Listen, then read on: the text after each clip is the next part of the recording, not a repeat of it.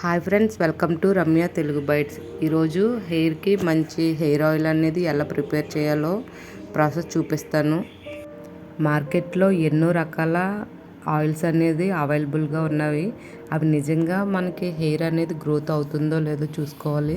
మార్కెట్లో దొరికే ఆయిల్స్ చూసుకుంటే ఆల్మండ్ ఆయిల్ అని, amla oil, castor oil, fenugreek oil, sesame oil, linseed oil, argan oil, ఇంకా మస్టర్డ్ ఆయిల్ అని చాలా రకాల ఆయిల్స్ అనేది మార్కెట్లో అవైలబుల్ ఉన్నాయి.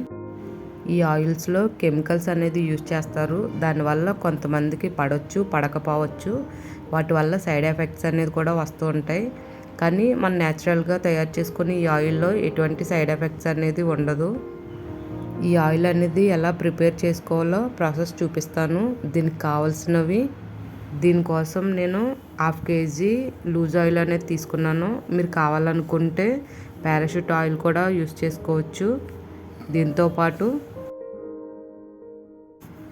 కొన్ని రేఖ మందారం ఫ్లవర్స్ అనేది తీసుకొని ఎండబెట్టాలి. వీటితో పాటు గుంటకలరాకు కూడా తీసుకొని దాన్ని కూడా ఎండబెట్టాలి.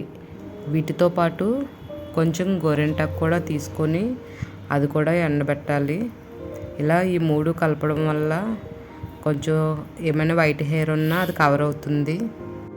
ఈ ఆయిల్ ప్రిపేర్ చేసుకోవడం కోసం ఒక బౌల్ తీసుకొని దానిలో ఈ కోకోనట్ ఆయిల్ అనేది వేసి వీటితో పాటు ఎండిన మందారం ఫ్లవర్స్ కూడా వేసుకోవాలి.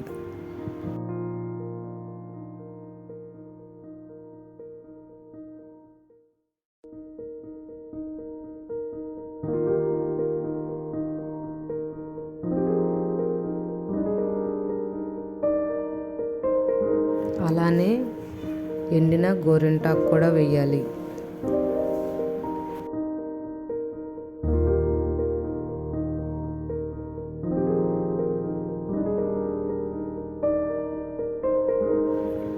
వీటితో పాటు ఒకవేళ గుంటకలరాకు దొరకకపోయినా పర్లేదు, గోరింటాకు, మందారం ఫ్లవర్స్ అనేదైనా వేసుకొని కాసుకోవచ్చు. ఇది మాకు అవైలబుల్గా ఉంది కాబట్టి ఇది కూడా వేస్తున్నాను. ఈ గుంటకలరాకు అనేది హెయిర్కి చాలా మంచిది. ఇలా మందారం ఫ్లవర్స్, గుంటకలరాకు, గోరింటాకు ఈ 3 కలిపి ఆయిల్ని ఒకసారి కలుపుకొని స్టవ్ మీద పెట్టుకోవాలి. ఆయిల్ అనేది బాగా మరిగిన తర్వాత ఈ టైప్లో మనకు కనిపిస్తుంది. ఇలా ఈ ఫ్లవర్స్లో ఉన్న కలర్ అంతా దిగి ఆయిల్ అనేది ఈ కలర్లో కనిపిస్తుంది. మినిమం ఒక 15 minutes అనేది సిమ్లో పెట్టుకొని ఆయిల్ అనేది బాగా మరిగించుకోవాలి. అలా మరిగించడం ఆ గుంటకలరాకు, గోరింటాకు, ఇంకా మందారం ఫ్లవర్స్ వేసాం కదా, దానిలో ఉన్న పోషకాలన్నీ ఈ ఆయిల్లోకి వస్తాయి. ఇలా వచ్చినాక మనం బాగా మరిగిన తర్వాత స్టవ్ అనేది ఆఫ్ చేసుకోవాలి. స్టవ్ ఆఫ్ చేసుకొని ఒక 1/2 hour పాటు పక్కన పెట్టేయాలి. మొత్తం ఆయిల్ అంతా చల్లారిన తర్వాత ఒక బౌల్ తీసుకొని వడకట్టుతో ఆయిల్ అనేది వడపోసుకోవాలి. ఇలా వడపోసిన ఆయిల్ని ఒక గాజు సీసాలో అయినా ఒక బాటిల్లో అయినా తీసుకొని స్టోర్ చేసుకొని యూస్ చేసుకోవాలి. ఈ ఆయిల్ అనేది హెయిర్ గ్రోత్కి బాగా పనిచేస్తుంది.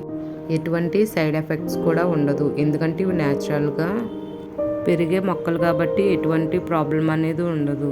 కెమికల్స్ యూజ్ చేసిన ఆయిల్ వాడే కంటే న్యాచురల్గా దొరికే ఇలాంటి వాటితో మనం ఆయిల్ తయారు చేసుకోవడం అనేది చాలా మంచిది హెయిర్కి. ఫ్రెండ్స్, ఈ వీడియో కనుక మీకు నచ్చినట్లయితే లైక్ చేయండి, షేర్ చేయండి. మరిన్ని వీడియోస్ కోసం మన ఛానల్ని ఇప్పుడే సబ్స్క్రైబ్ చేసుకోండి. Thank you for watching.